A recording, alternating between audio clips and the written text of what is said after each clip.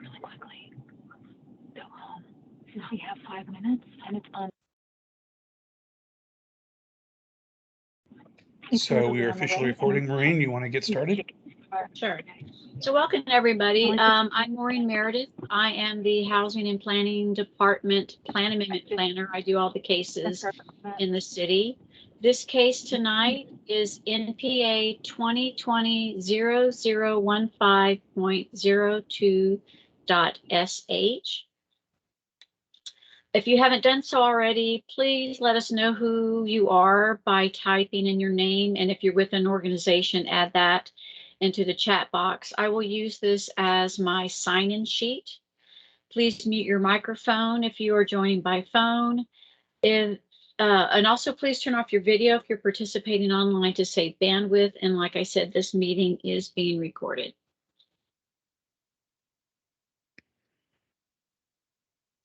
It's not moving forward. Hold on. There we go. So how to participate today. The speech bubble in the menu bar at the bottom or top of your screen will open the chat box where you can type in questions at any time. We ask that you please limit your general comments until the end of the Q&A. After presentations, click on the raise hand icon to be called on to speak. Telephone participants will be given an opportunity to ask questions as well, obviously. So we're going to introduce the staff and then the applicant and anybody else associated with the application. So like I said, my name is Maureen Meredith. I work in the Housing and Planning Department, and I do all the plan amendment cases. And Mark? Yeah. Hello, my name is Mark Walters. I'm a principal planner in the Housing and Planning Department, and I'll be facilitating tonight's discussion. Connor? Hi, everyone. Connor Kinney with Capital A Housing, and I'm representing the developer. Is there anyone else with the application who'd like to introduce themselves? Hi there. This is Anmal Mehra. I'm the applicant. Okay. Again, here is my contact information. There is, at this time, as far as I know, no zoning case filed, but in the event there is, Heather Chafin will be the zoning case manager. The agenda tonight, I will go over basic case information. I'll go over again how to participate in the process. Why is there a plan amendment application? What is a future land use map, also called a FLUM? Then I'll go into a little bit more information about the case. Connor will give his presentations, and then we'll open the floor to questions and answers. So the property addresses is 2011 and 2015 E.M. Franklin. It's 4.03 acres. The case number is NPA 2020-0015.02.sh. And the SH means it is a smart housing project. This is the project name, which is the same as the address. The request is to change the future land use map from single family to multifamily on the 2011 E.M. Franklin tract and to mixed use office on the 2015 E.M. Franklin tract. There is no zoning case filed at this time. We have the owner applicant for the application here, and then the agent is Connor Kinney of Capital A Housing. Guidelines for group discussion. Please feel free to type your questions into the chat at any time during this meeting. Please postpone general comments during the Q&A session. After staff and applicant presentations, if you would like to speak, please raise your hand by clicking on the hand symbol on the menu bar. Telephone participants will be able to speak during the Q&A session of the meeting. What we typically do is go through the questions through the chat, and then we do the telephone participants and ask if they want to ask any questions. Attendees will be muted upon arrival and through the staff and applicant presentations. Then staff will open the floor to answer questions in the chat or by attendees raising their hands to speak. Similar questions may be grouped together and answered together. Please mute your microphone when you're not speaking for the sake of sound quality and clarity of conversation. If you're having connection issues, please turn off your video until called upon to ask your question. If you have questions after this meeting, they will be answered and made available by request within 5 business days on the website speakupaustin.org/NPA. This is also where the recorded meeting will be. You can email or call me with any questions or comments that you have. If you provide written comments that you would like added to the staff case reports, when you send the email, please let me know that that is what you would like added to the staff case reports. Emails will be redacted from your email and they will be added to the reports that go before Planning Commission and City Council. The case, when it's scheduled for Planning Commission and City Council, you'll receive a notice in the mail. If you live within 500 feet, they will have instructions on how to participate in the public hearings. So why is there a plan amendment? Neighborhood plans are adopted by City Council as amendments to the Imagine Awesome Comprehensive Plan. City Charter requires zoning changes to be consistent with the comprehensive plan. Most NPAs are amendments to the plan's future land use map, and most NPAs have an associated zoning change application. This map shows the areas in blue that have City Council approved neighborhood plans, most of which have a future land use map in addition to a plan document. So the East MLK plan document would look like this. And the future land use map looks like this. And these colors represent broad land uses. For example, yellow is single family, the reddish brown is mixed use office, and orange is the multifamily. So the existing land use is single family and is shown in yellow. The proposed on the 2015 EM Franklin is mixed use office, and that would be shown in a reddish brown color. And multifamily is proposed for the 2011 EM Franklin, and that would be shown as orange. And this chart just shows the colors and also the typical zoning districts that you would find within those various broad land use designations. This is a map that just shows the property from our city's property profile. This is just a screenshot from Google Maps that shows some of the surrounding uses. And again, this is just Google screenshots that show the property, the view south on EM Franklin, view west, and view north. This is a future land use map with sort of the aerial photo underneath. You can see the property is yellow, even then that blue hue sort of colors it a little bit. This is the zoning map that shows to the north is LOMU, that's limited office mixed use. To the south is SF3, to the west SF3, and again, looks like to the east is Parkland. This is the city's growth concept map that shows the regional, town, and neighborhood centers and also activity corridors. And this map just shows the property in relation to that growth concept map. You can see Martin Luther King and Manor Road and Airport are activity corridors, and you see the EM Station Activity Center to the west, and I'm not quite sure, I can't remember the one to the north. This map shows the public transportation in the vicinity. And that ends my presentation. I will stop sharing my screen. And Connor, you can start your presentation. All right.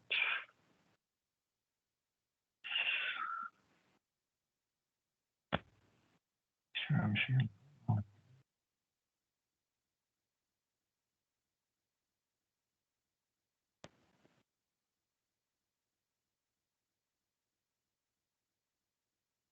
All right. Everyone see that well?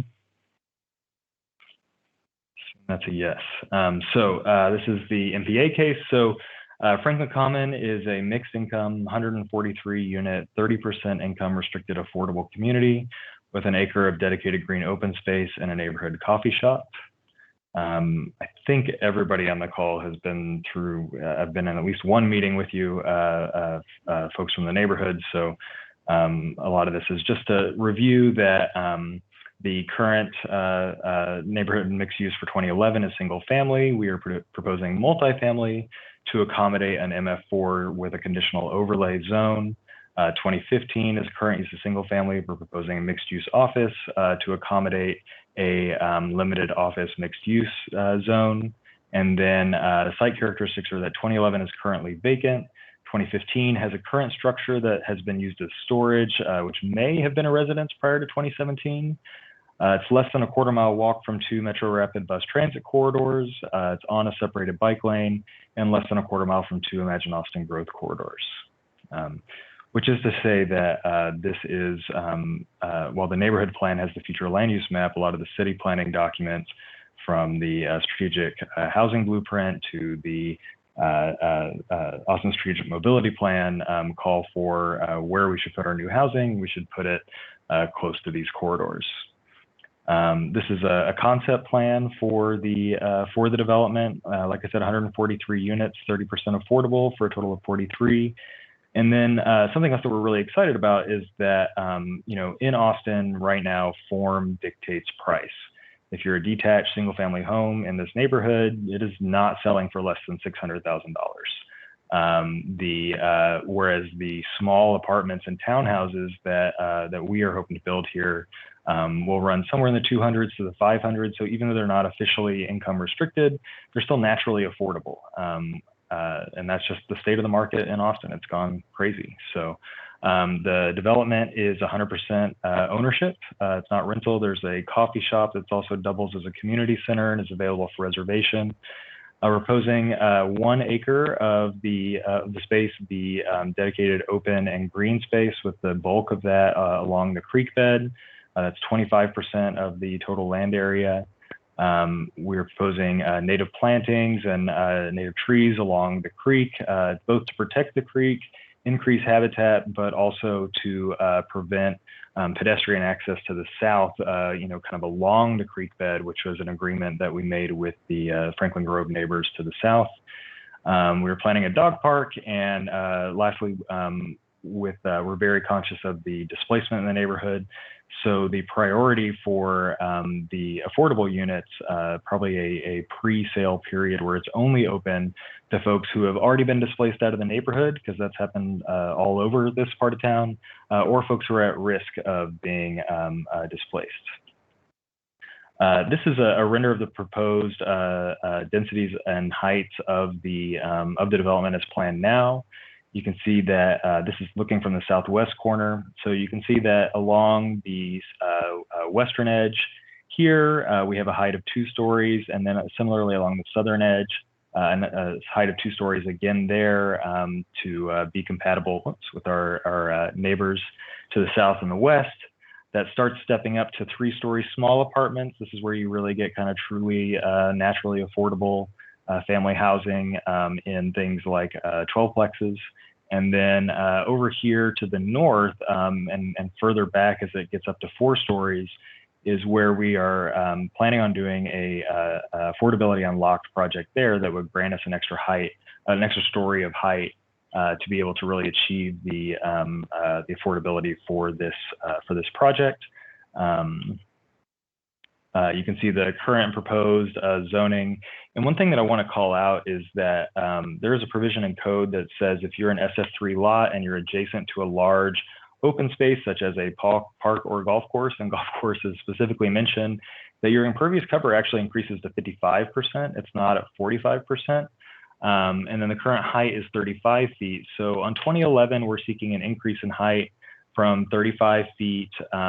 The base zoning is 60, but we are proposing a conditional overlay that voluntarily limits us at 40 feet. So it's an increase of 5 feet in height. The impervious cover, the base is 70%. If we are able to come to an agreement with the neighborhood, then we're offering to, again, restrict that with the conditional overlay down to 65%. So it would be a 10% impervious cover increase. But the real increase is the number of units. On 2011, under the most kind of generous way of slicing up the lots there, somewhere between 22 or 16 and 22 lots across the entire, or 16 lots here rather. You could put then a main house and an ADU for a total of 32 lots on EM, or 32 units on EM Franklin. MF4 would permit 152. We don't need that, and would offer to limit it down through a conditional overlay if there's an agreement that could be reached, down to 74. So it would about double the number of, a little bit more than double the number of units available on 2011.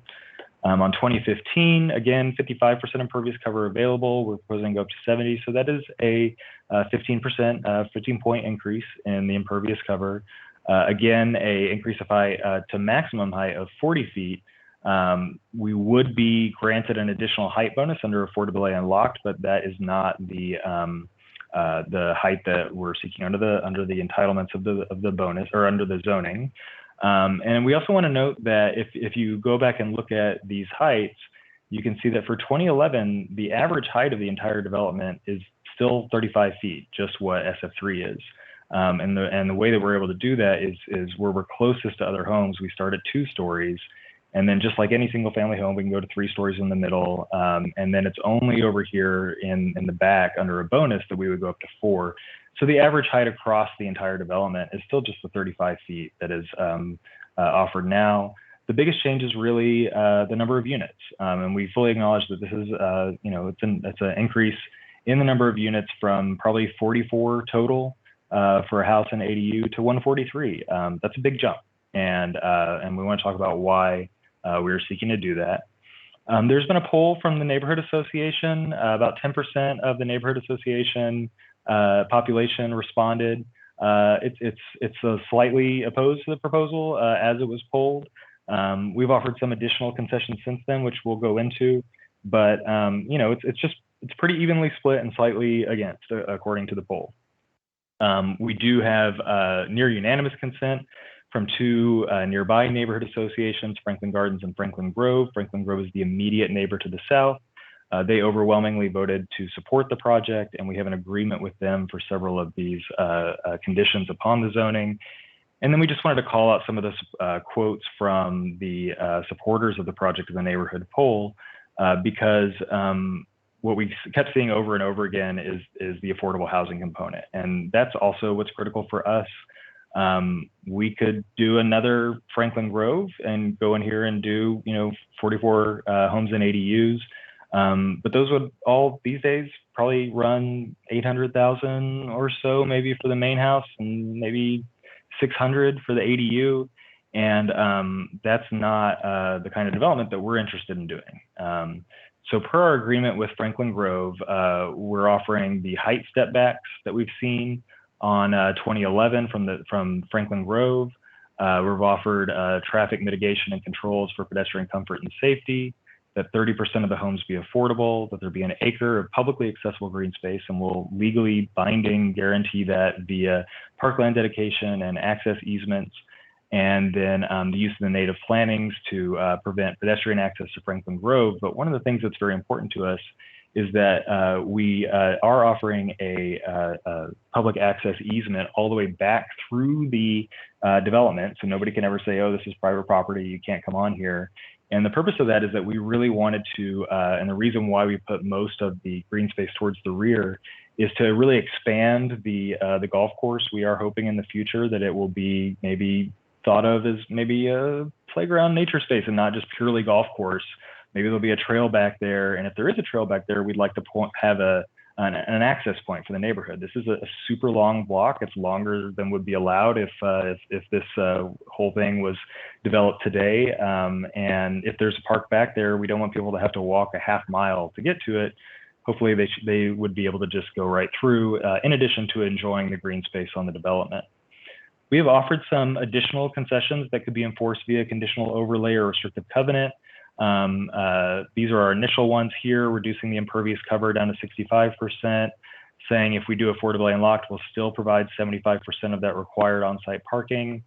And then even since the poll, we have added additional concessions that would be offered for support of the neighborhood. But I want to emphasize that all of these conditions and amenities here are not part of the zoning request at this time. It's only what we've reached agreement with Franklin Grove. So we still hope to reach an agreement. And if we do, all this stuff is on the table, but we're just not there yet.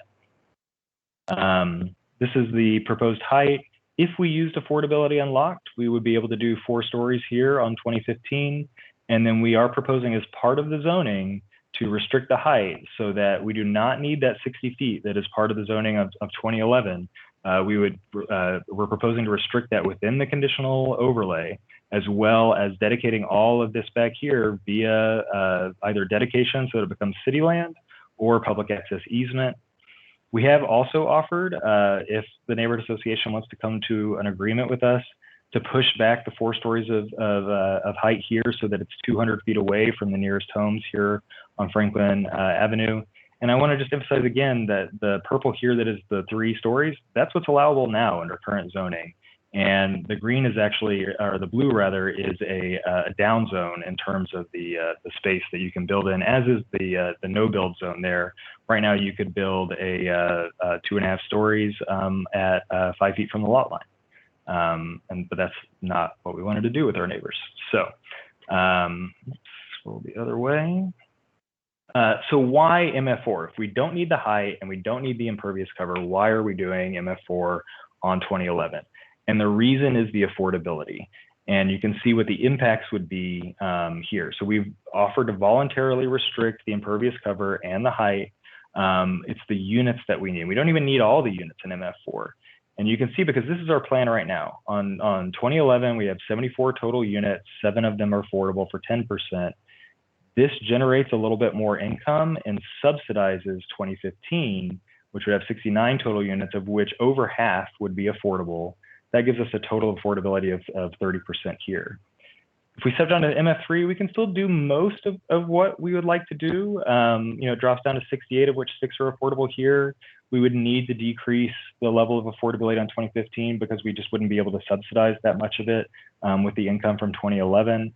So the affordability level, we lose 13 units under that zoning, coming down to 26%. That MF2 is where this thing just falls apart. And that's where the number of affordable units go down to 8. And this is kind of the standard 10% that developers offer in exchange, in an agreement for zoning. That's about what would be done under that zoning. It would probably not be this team that does it because this is not the kind of development that we're interested in doing. And then just, there's been some confusion about jumping categories, and just want to point out, like MF1, that's a jump of, I think, 5 categories there. And, it's increased the total number of units to, something like, from 16 to maybe 35. I'm sorry, 22, that's the lots, maybe double it to 44 with a house and ADU. So you might actually even be able to build more homes under SF3.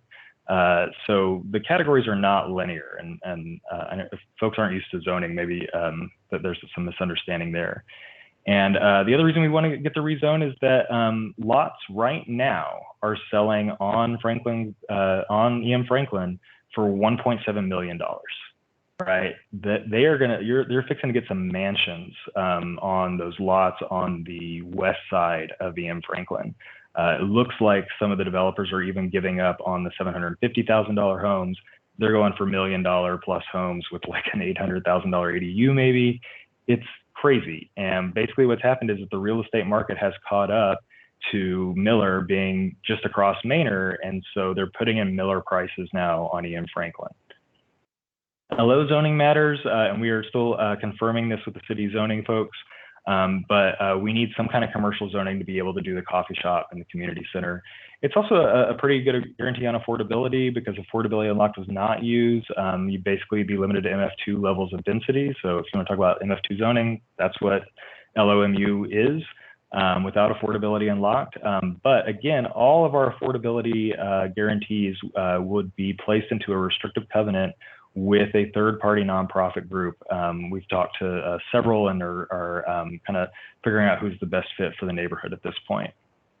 And then as we wrap up, we looked at the neighborhood plan. We looked at the East MLK Combined Neighborhood Plan and what it said about its goals. And it said, providing a diversity of housing types, encouraging neighborhood commercial services, maintaining social and economic diversity.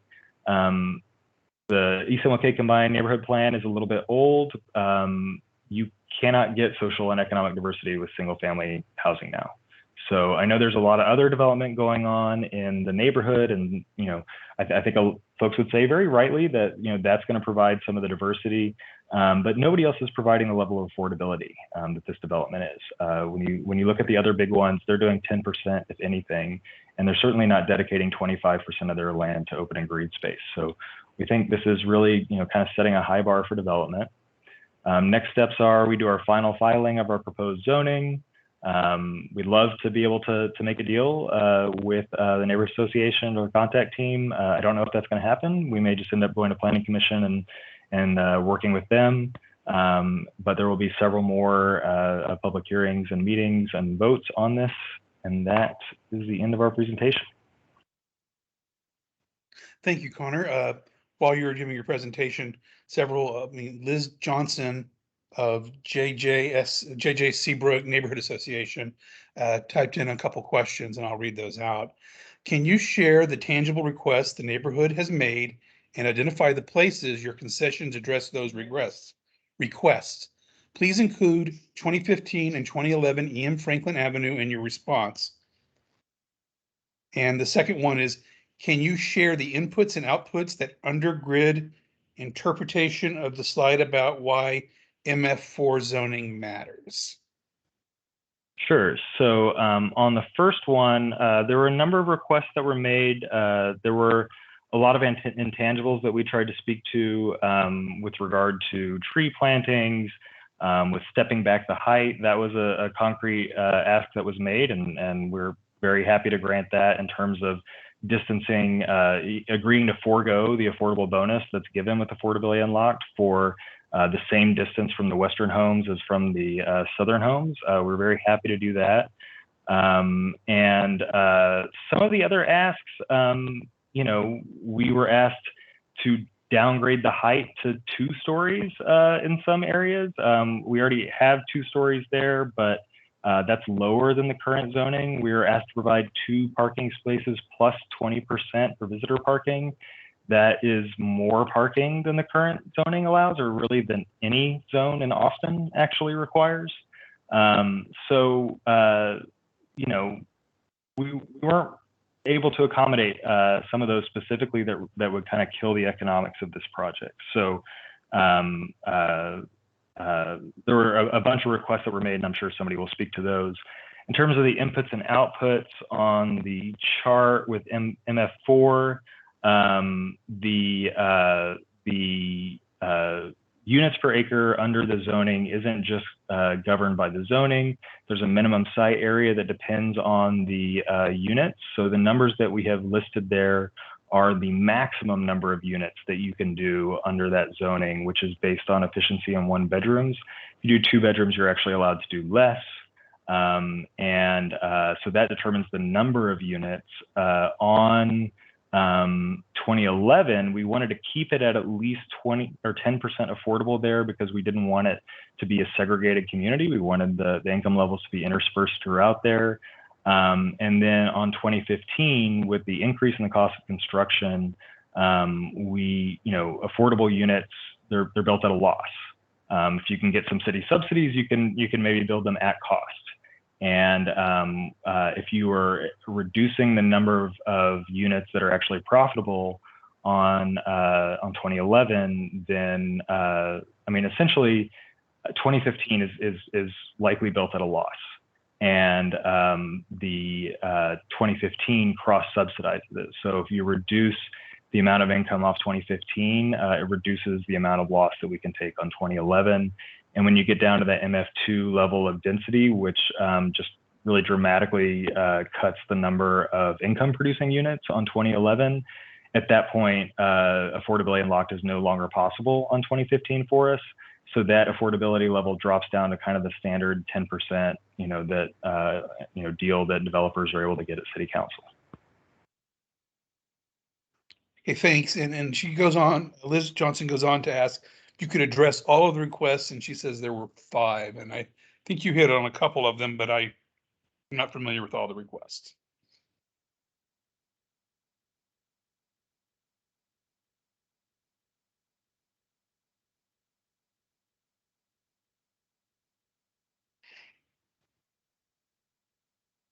Are you there, Connor?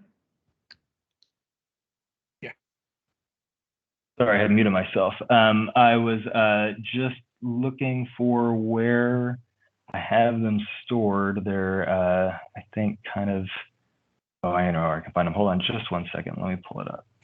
Well, while Connor's doing that, if you haven't already signed in the meeting chat, please just write who you are and what organization you may represent. And all right, I've got it. Here we go. So the ask were give clarity on the parking type sought, below ground, above ground, underground. So we are seeking to put all of the parking within our building envelope, or at least the vast majority of it. We want to put garages on the townhomes. And then to take advantage of the slope of the property, we're going to tuck the parking underneath the middle tier of homes and then under the bigger one as well. However, that's not, I mean, we can't make commitments that are like legally binding on the parking type before we do like engineering and architecture. And without knowing the zoning that we're getting, I don't know, I've never seen anybody be able to make that kind of commitment unless they were doing like a downtown high rise and they knew what kind of parking podium they were doing. On parking spots, we were asked for 2 dwellings plus 20%. That's higher than any parking minimum anywhere in Austin. So, and structured parking costs about $15,000 minimum per stall to build. So that's really not something that we could do there. We were asked for a comprehensive neighborhood traffic impact analysis before rezoning. That's also not something that really happens before rezoning. And honestly, the biggest impact that could be measured if it was would, the only thing that would result in is in maybe widening E.M. Franklin or, changing or upgrading the lights at the intersections, putting in like another turning lane or something. And that's just not something we're interested in doing. And it's not something that's done at zoning. So, so we weren't able to do that. We were able to commit to doing hiring a consultant to do a study of the entire block, specifically looking for ways to increase pedestrian safety and comfort along E.M. Franklin, because we're most interested in fostering a transit oriented community. We've got 2 great bus lines on either side. If you live or work downtown or at campus, you have a straight shot there. So we're not super interested in doing that. And when you look at the scale of the other developments in the neighborhood, this is relatively small, and we didn't think that this little 30% affordable development, should have to kind of bear that weight. On impervious cover, we were asked to be closer to 55%. We weren't really sure where that came from because it came after a poll in which we didn't see specific calling for by a majority of the residents to reduce the impervious cover. So we weren't really sure where that came from, but that reducing the impervious cover by that much would directly impact the number of units that could be built. And as you've seen, we need a certain number of units to support the affordability.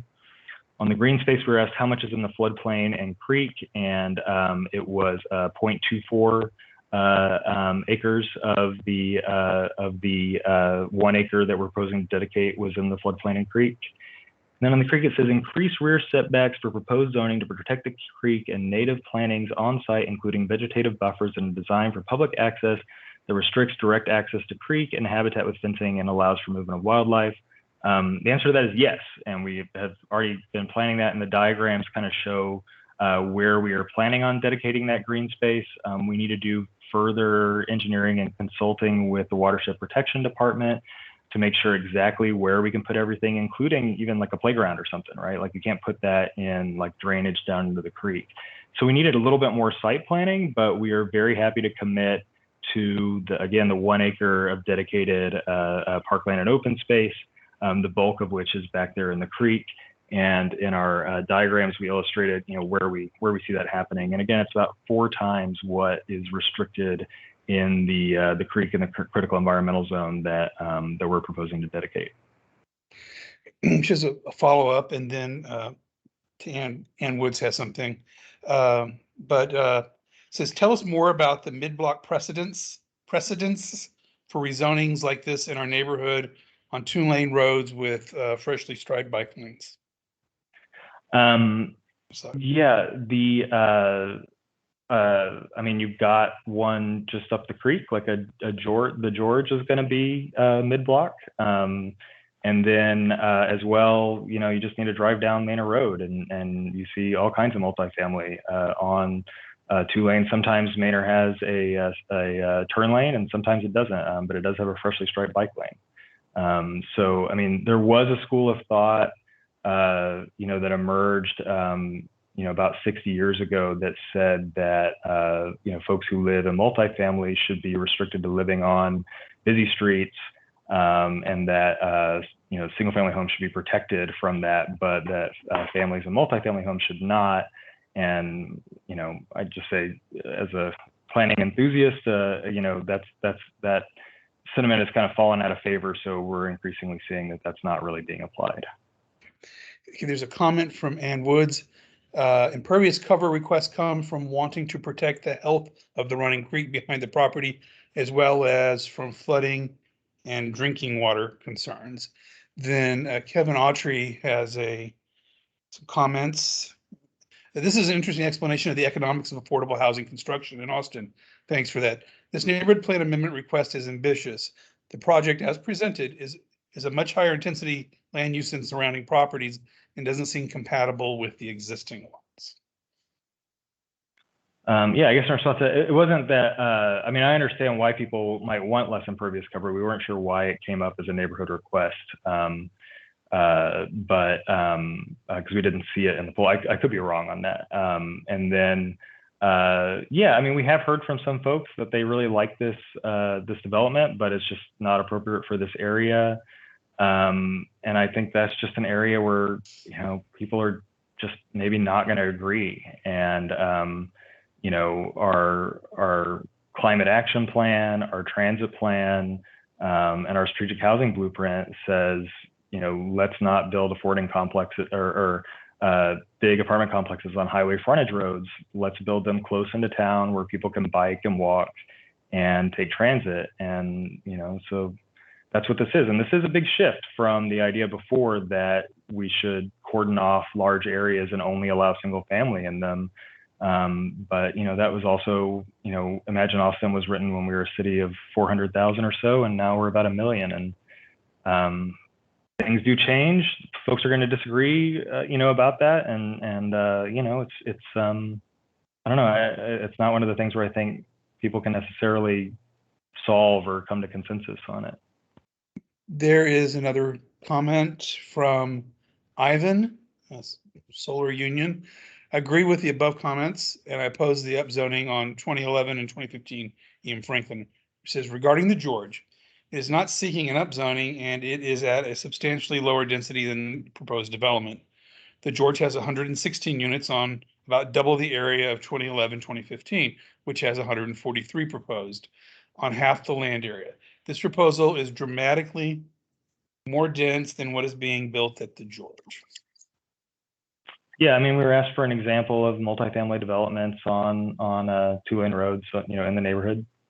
That's one. And in terms of, the zoning, I mean, which this shows exactly why, like, Ian Franklin is not zoned as a single family street. There's all kinds of land uses on it. The lot next door to 2015 is LO. So this moves the LO boundary about 60 feet to the south.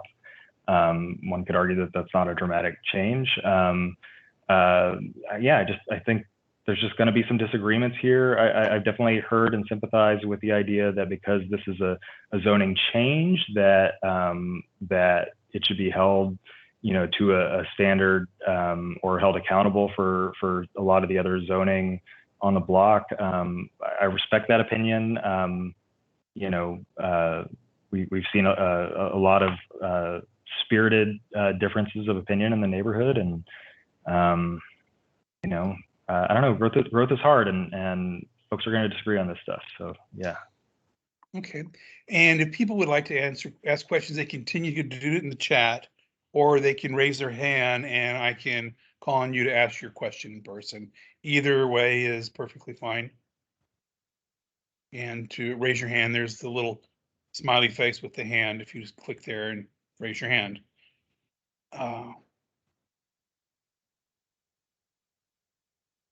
Okay, let me go to the people.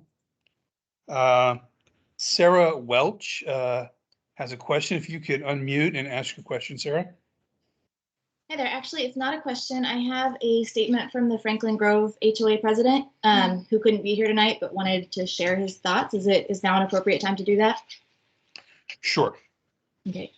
This is from Brooks Ballard, as I said, president of the Franklin Grove HOA. He says, I apologize that I cannot be present at today's meeting to voice my support for the rezoning and property development for 2011-2015 EM Franklin Avenue proposed by Mr. Anmal Mehra, and have asked that this statement be read in my absence. The Franklin Grove neighborhood is a 28-home community that sits directly adjacent to the proposed development site.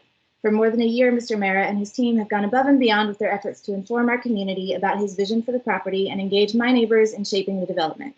His proposal takes into consideration the needs and values of current residents, including neighborhood aesthetics, environmental sustainability, affordable housing, and traffic mitigation. This spring, we conducted a neighborhood-wide survey of all homeowners within Franklin Grove, where we asked for a definitive yes-no vote for a letter of support that included concrete restrictions that address the most critical issues for our community. We were pleased with the amount of participation in our survey. A majority of homes cast a vote, and we were not surprised that 93% voted in favor of the letter of support. I would like to note that the results of this vote have been inaccurately represented in at least one letter of opposition that states half of the homeowner members abstained or objected to signing the letter of support, which is simply not true. 16 of the 28 homes in Franklin Grove voted to support the letter of support, 1 voted in opposition, and 11 did not vote. One cannot interpret lack of participation in the survey as opposition. Of those who showed up to vote, more than half the neighborhood, the support was nearly unanimous. While I appreciate all of the community engagement efforts that have been undertaken by the JJSNA, our survey results represent the vote of residents based on an actual balanced proposal rather than an extrapolation based on opinions around individual issues. In the end, decisions will have to be made about how to balance all of these neighborhood issues into a viable proposal, and we believe that Mr. Mehra has presented a plan that is in the community's overall best interest. And Brooks said he's happy to answer questions from city staff, so just let me know if you'd like his contact information. Okay, thank you. In the chat, there is Kevin Artry has a question. Has your organization completed projects of this scope before in Austin or anywhere else? That's for Connor. So my organization is just handling the engagement on the zoning and land planning. Within my organization, we have land planned a similar scope of folks. I know that Amol has some very experienced developer and construction folks on his team tentatively, and yeah, that's. There are certainly some very talented. I mean, the architects that we've used have definitely done all kinds of stuff like this. Forgecraft, and then I think we've also looked at some landscape architects that have done great stuff of similar scope in Austin, but we haven't selected a landscape architect at this point. I mean, zoning is really, it's the very, very first step, and typically stuff isn't very, very thoroughly planned. In fact, this particular development is way more planned than you typically see at this stage.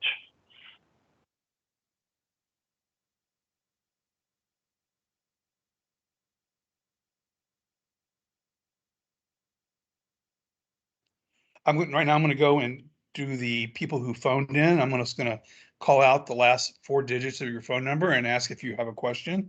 I'm going to start with the individual with the last 4 digits of their phone number of 3616 do you have a question for the applicant? No, I do not have a question. Okay. Individual with the last four digits, 1772, if you can unmute. I think that's *6, and if you have a question or not.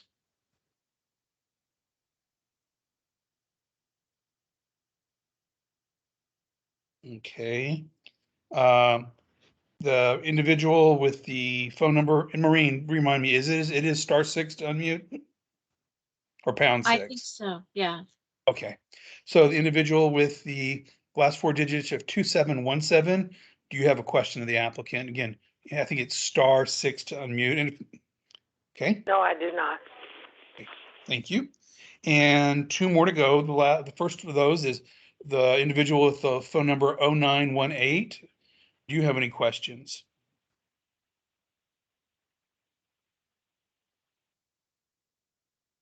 Okay. And the last person here who called in is the individual who is unmuted, it shows, and has a phone number that ends with 4372. Do you have a question of the applicant? I do. Okay. You there?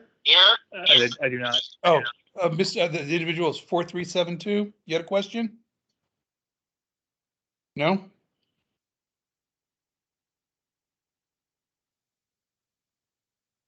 Okay. No questions. Okay. Well, anybody else we're waiting for anyone else to ask any questions. Maureen, can you kind of go over the next steps in the process? Yes, so after this community meeting, my planning team will meet and we'll make a recommendation on the plan amendment request. I'll report back to my team the questions and concerns heard from tonight's meeting.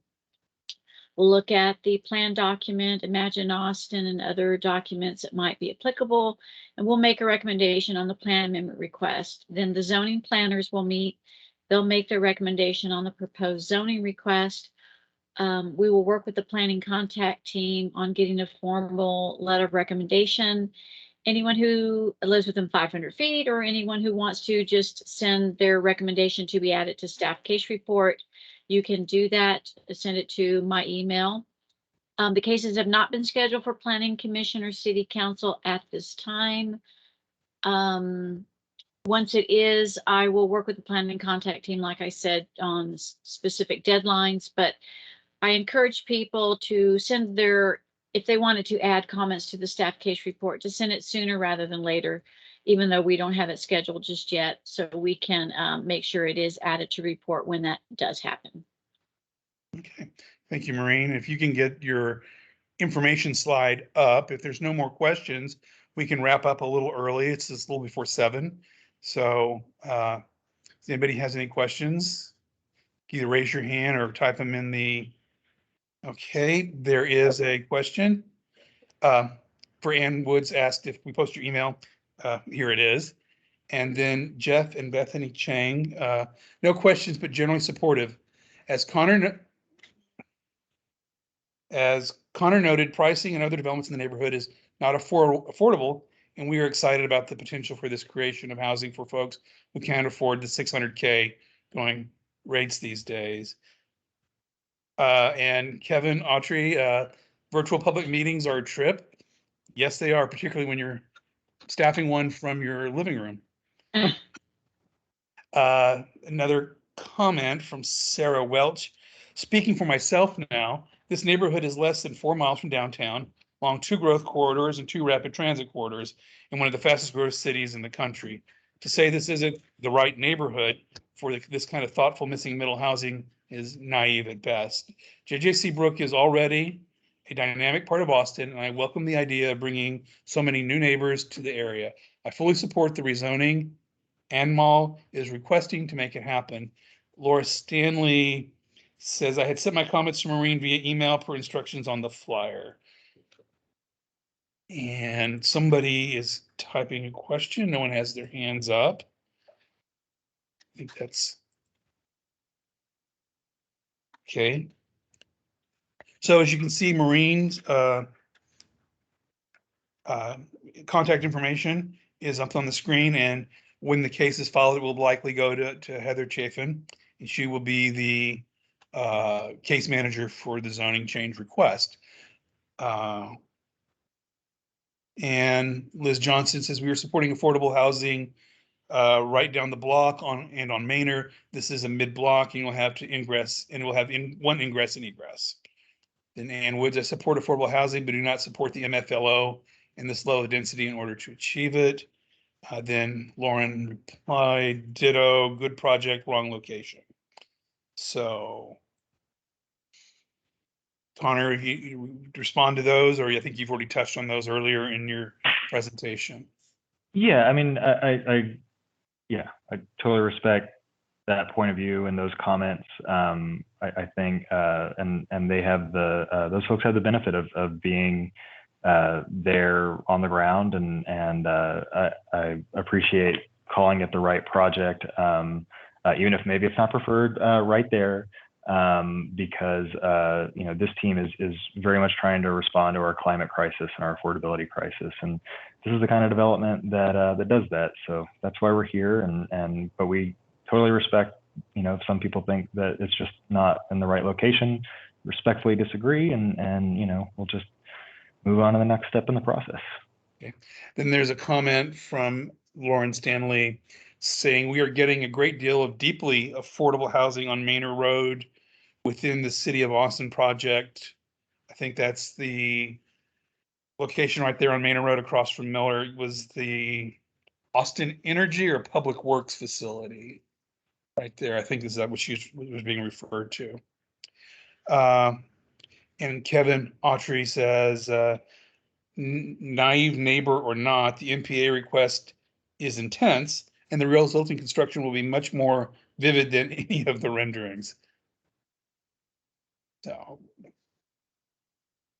and does anybody else have any questions? If not, we can wrap up a little early and get on with our evening.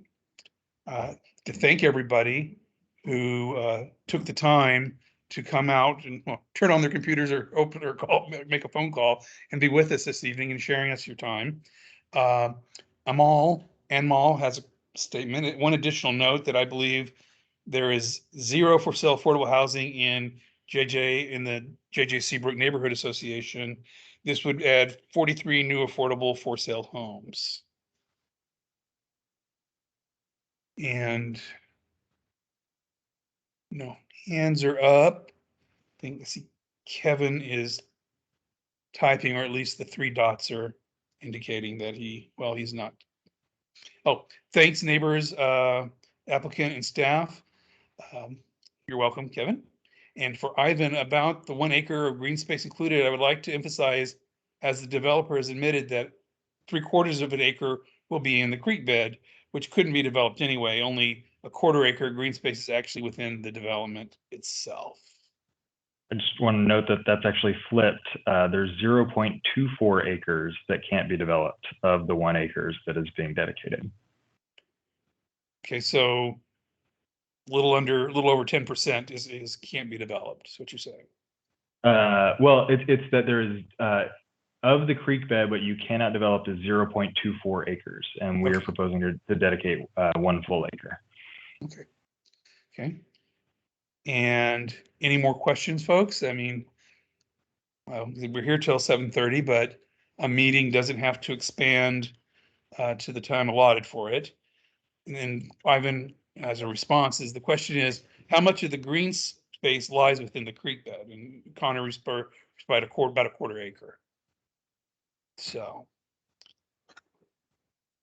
okay. And the meeting, maybe there was some confusion. I wasn't at the meeting, so I can't speak to that. It says, how are you getting the word out to displaced people about the affordable units coming from Ann Woods? Yeah, we are in discussions right now with a local Black-led nonprofit in Austin about a contract to do marketing because they have a lot of connections with both the local community that's been here for a while, as well as folks that have already been displaced to like Pflugerville and Manor. Okay, and Great question.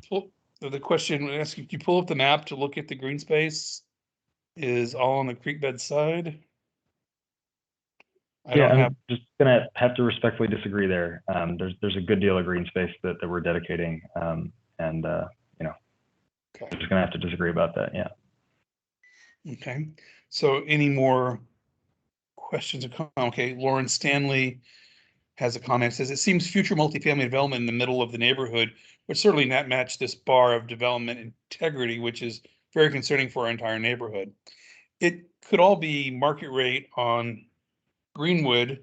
Why can't many housing units using single family be provided at a lower cost? I haven't I seen mean, the I scenario. can tell you a single family home costs about $250,000 minimum to build. Throw in about another $50,000 in city fees and a lot cost of $200,000. You know, you're looking at $500,000 in costs, and then you know, add in you know, the risk and soft costs, and you know, that's why you're seeing homes at 600K at a minimum. So the construction costs have increased dramatically, city fees have gone crazy, and land costs have gone crazy. So, and it's also what the market can bear. I mean, really, truly, it's that the market, what price can the market bear? And because our housing growth hasn't at all kept pace with our job growth, there is a shortage of housing. And so when there are more buyers than there are homes, it's only the richest portion of the buyers that end up being able to buy the homes. And the interesting thing about multifamily and even attached walls is that the most upper income folks, once you're out of downtown, they're going for the detached single family home. And if you're attached, if you're stacked, that automatically lowers your price on the market. And so it's the form. Form dictates price in Austin every time. Form and location. So what I'm hearing is that the land cost ends up being divided by the number of units, and that's one of the cost saving drivers. And every time you add any unit anywhere now, there's tens of thousands of dollars in city fees that didn't exist a couple of years ago. And then costs of construction are up, you know, maybe 30% in the last 10 years. So, you know, costs have gone way up. There's a housing shortage. You know, that's just the economics of housing in Austin. It's gone crazy. Yeah, and Lauren put a kind of rejoinder at the back at that following her statement says, Connor has said that well over 100 units of SF single family could be built, and SF6 is possible too. I'm not sure exactly on this side or another side. Yeah, only 67 units are legally permissible to be developed under SF6 on this lot. Okay. So does anybody else have any questions or comments before we end tonight's meeting? With that, Maureen, you have your contact information up. Anything you would like to add, Maureen, before we No, sign I off? can't think of anything. Connor, would you like to add anything else before we sign off? Or your Nope. clients? I think I'm good. Amal, did you want to say anything before we go? No, Connor, I think you did a good job. You know, for us, the main aspect of this project is delivering for sale affordable homes for those in this part of Austin that kind of doesn't exist. In addition to that, we're looking to provide missing middle housing, and the way to be able to do that is having a change in the zoning to allow more density. That's kind of the calculus. Yeah. Well, thank you, everybody. This stuff is really hard to do. If we just wanted to maximize profit, we'd be doing the traditional kind of crap you see around Austin. Okay. Well, thank you everybody again for spending some time with us and learning about this project. And if you have questions, you can either phone or email Maureen, or when the zoning case is filed, you can contact Heather Chafin. So the next steps, when a case is scheduled before Planning Commission and City Council, everybody within 500 feet of the site will receive notice of that and with instructions how to participate. With that, I would like to thank everybody and have a great evening. And now maybe we can go get some dinner. Great. Good night, See you, everyone. everyone. Have a good night. Good night, everyone.